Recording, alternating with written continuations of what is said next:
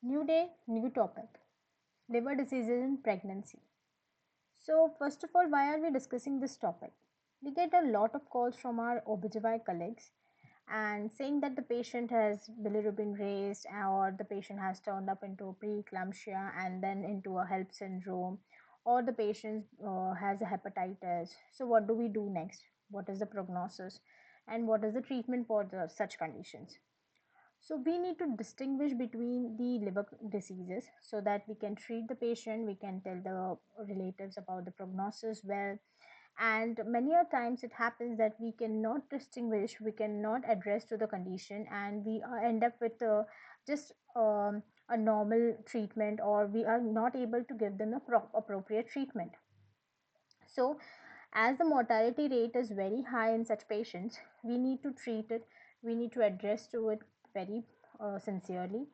And that's why I'm here to make you more understand and give you a um, uh, comprehensive explanation and discussion on this topic. So let's dive into it. So liver diseases in pregnancy. So let's just study certain normal aspects in the pregnancy. So if you see that there is a hematocrit which is decreased in the pregnancy, there is this albumin which is decreased in the pregnancy, and there is this hemoglobin which will be normally decreased in the pregnancy. But when you see about the cardiac output which is increased in pregnancy and which normalizes by say 20 weeks, then we have the coagulation factors which are increased, we have lipids which are increased, the alkaline phosphatase that is also increased, then alpha fetoprotein levels are very much increased. The INR remains the same, but yes, we have three conditions that are decreased in pregnancy, including albumin, hematocrit, and that of the hemoglobin. So now when we come to conditions which are like benign conditions, so first thing is the hyperemesis gravidarum. We have all learned about this condition, we all are aware of this condition. So it is nothing but it is a severe protracted vomiting which is occurring, mostly it is occurring in first trimester in obese individuals or who already have certain gastroesophageal reflux diseases or any dyspepsia symptoms earlier in the life before the pregnancy itself, or the patient already had this hyperemesis gravidarum. So first trimester, she will be experiencing this severe type of the vomiting, which can be leading to dyselectrolytemia, and there will be electrolyte imbalance, and of course there will be dehydration attributing to it. So this is occurring more than it is occurring in more than 5% pre-pregnancy. So there is this 5% pre-pregnancy weight loss because of the dehydration that is taking place, and of course the patient will not have much of the food, as there is this nausea and vomiting sensation. So this is attributed because of the hormonal changes. So this resolution will be by 20 weeks, and this vomiting can lead to hypokalemia, where the patient can have this muscle weakness and arrhythmias. Then it can land up into hyponatremia as well, and if corrected rapidly, it can lead to cerebral pontine myelinosis, which is mostly done in case of the peripheral centers, and then the patient is referred to our setup. Then the patient can have vitamin B6 and B12 deficiency and may end up the patient into Wernicke's encephalopathy. There is this Mallory waist tear that can cause esophageal tears. Then venous thromboembolism because of dehydration. So treatment of this hyperemesis gravidarum is nothing but we need to give them the metoclopramide, that is the asked most of the time as an MCQ. And again, we have a dopamine antagonist. We can give them supplementation like that of thiamine, and we can advise them to have small treatment meals. On them can be given, and we can try even the steroids. So coming to the pregnancy and the liver disease, so there could be three conditions which could be classified as pre-existing liver disease, when the patient already has certain autoimmune conditions, or say there is chronic liver disease which can be attributed to Wilson's disease or because of the non-alcoholic steatohepatitis like that. Then the patient can have liver disease which is only seen in pregnancy, and that is acute fatty liver of pregnancy or HELP syndrome, or we have cholestasis. Then liver disease which is not unique to that of the pregnancy, and that could be hepatitis, and that could be seen in any of the individuals. So we will be today we will be discussing the liver diseases that are only and only seen in pregnancy, and let us distinguish the three of them so that we can have a better understanding and we can acknowledge them, and we can treat them well. So we have the first thing, that is the cholestasis in pregnancy. Now, this sounds very dangerous, but this is actually a reversible and a benign condition which is occurring in second and third trimester itself. So these three conditions are occurring in third trimester. This is second and third trimester. This is something which is common in three of them. It is the intrahepatic cholestasis that is seen, and there is a bland cholestasis, that means there is no inflammation as such. So there is a high bile acids, as the name suggests, that is more than that of the 10. Now this high bile acids will obviously cause pruritus. Then bilirubin level is only mildly raised, that means it would be less than that of the 5. So do not ever think that the patient has this 15 bilirubin we will attribute to cholestasis. No. So this is the difference. So ALP is raised in these conditions and GGT is normal. Okay, so this can be distinguished from the autoimmune. And AST and ALT could be normal, the ratio, or it could be increased. So it is occurring in second and third trimester. What do we need do? We just expedite the delivery, and if it is prolonged, it can lead to primary biliary cholangitis. Now, is there any harm to mother? Mother is actually not harmed. Postpartum hemorrhage can occur, and in certain cases there could be vitamin deficiencies like vitamin K deficiency, because the liver is getting affected, but the fetus is damaged. Fetal harm is there. That means there could be a stillbirth, there could be asphyxia, there could be prematurity, there could be a meconium staining as well.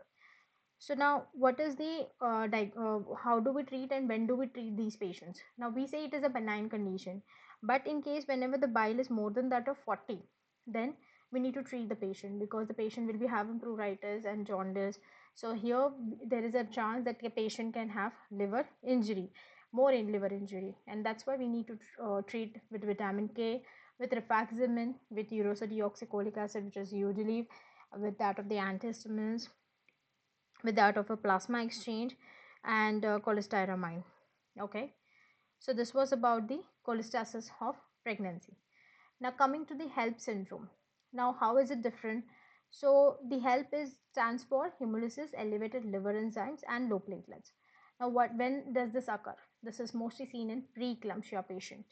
So this preeclampsia patient, that means the patient is having the hypertension, which is more than 140 by 90, blood pressure, and there is a significant proteinuria. So the patient will be coming up with the headache, abdominal pain complaints.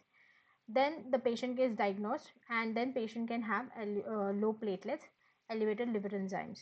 Okay, and thus the patient, mostly this patient is coming with the as a primary gravida, and there is this pathophysiology which is attributed, that is the placental ischemia, that is we are all aware.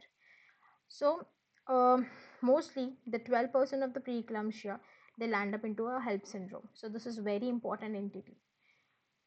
Then what is the treatment? We need to expedite the delivery. That's it. Placenta removed, that the cause is removed, the problem is solved. So the clinical features: patient may come with abdominal pain, patient may come with nausea, vomiting, with headache, with jaundice, with bleeding tendencies. So here the AST is level is raised, but it is not. It is the cholestasis of pregnancy. There is also AST raised, but this AST raise is much higher than the cholestasis. Okay, remember with this. So the bilirubin is less than that of 2.5. Okay, there the bilirubin was raised. Uh, it was raised, but here it was more raised in cholestasis, but here it is only till 2.5 to 3. We can see, and the platelets are low. One more important thing is hemolysis. So there will be schistocytes, and that is very important for the diagnosis. So what are the complications which are associated? Why are we afraid of this HELP syndrome? Because it will lead into the AKI picture, that is a renal failure. There can be cerebral edema, and there could be PRES, that is the posterior reversible encephalopathy syndrome, and there could be also abruptio placenta that could be associated. Okay, then again the patient can come in landed up into DIC, and there could be a hepatic subcapsular hematoma.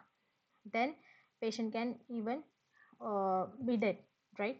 So hepatic subcapsular hematoma, this is the entity which is not properly addressed. The patient will come with abdominal pain and patient will be in shock, but the obstetrician or even the physician will think that it is just a DIC, or it is just a hemolysis that is taking place. That's why there is this decrease in the blood pressure. But no, it is not the thing.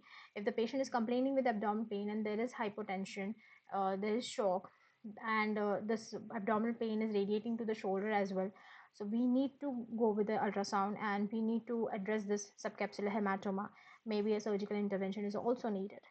So we come to classification, which is the Tennessee classification, which will help us to diagnose this HELLP syndrome. So on the basis of that, platelet should be less than that of the 1 lakh, then the AST should be more than that of the 70, but the LDH should be more than that of 600, and that should be hemolysis on the peripheral smear. This is important. So when the three criteria are fulfilled, it is called as a HELLP. But when it comes to Mississippi system, so Mississippi system says that the AST should be more than 40. The LDH is same, that is more than 600, and it is divided into class 1, class 2, class 3. That means it depending upon the platelet.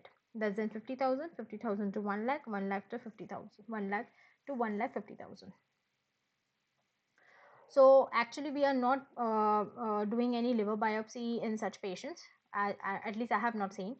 So but if liver biopsy is done, then there could be a periportal hemorrhage. There could be intrasinusoidal fibrin deposition as well.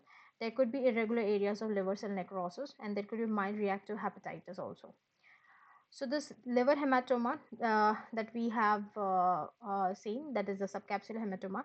So there would be shoulder pain, there would be a right upper quadrant pain, there could be shock, there could be abdominal distended, and there could be nausea, vomiting. So we have to do USG, and then we can manage it conservatively. We can involve the surgeon. IV fluids are necessary, blood products if necessary, and percutaneous embolization of hepatic arteries is one option that can be done. Laparotomy and drainage can be done. So this renal failure in HELLP is actually nothing but it is the ATN. Remember this. So the patient will be requiring a long-term dialysis, maybe for 2 months or 3 months.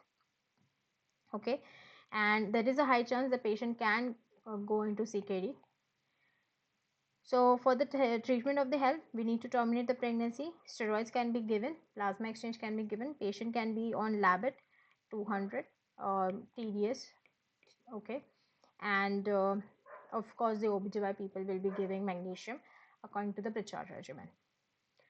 Coming to the third entity, which is called as acute fatty liver of pregnancy. Now this is something which is dangerous part. So it is seen in third trimester, and this is something which is involving encephalopathy and coagulopathy. So there is no prior liver disease in this, and this is very fatal. It has high mortality.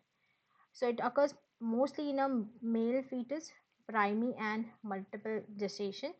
So there is mitochondrial fatty acid beta oxidation impairment, that is an LCAD deficiency. This is an MCQ, and this will lead to that of increase in the free fatty acids in the mother. So there is this there is this autosomal recessive condition which is seen in fetus, and that will lead to mother's health being deteriorating.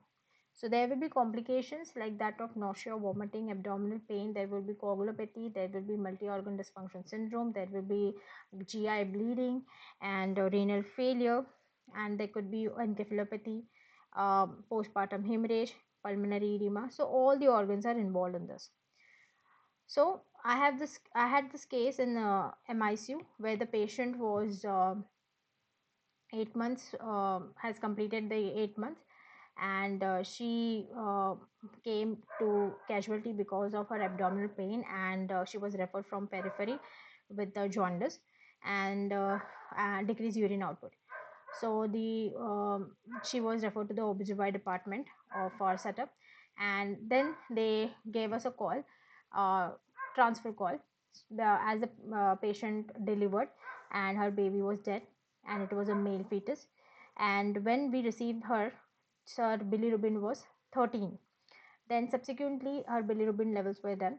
It was 23, 25, and it went to up to 35. And then we knew that it was an acute fatty liver pregnancy. Because of her multi-organ dysfunction syndrome and her sepsis condition, the platelets were also low.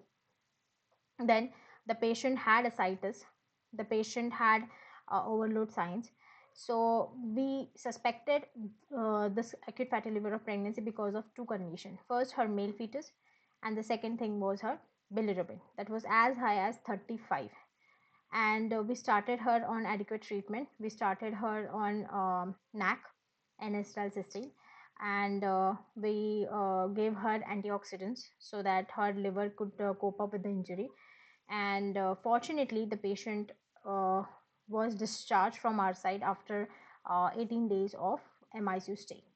So this is how, if you are able to distinguish between the conditions, you can just ask, you can just explain the relatives about the prognosis, as well as you are yourself clear how, what you need to do the next step, what all are you expecting from the disease, what would be the complications would be you would be encountering.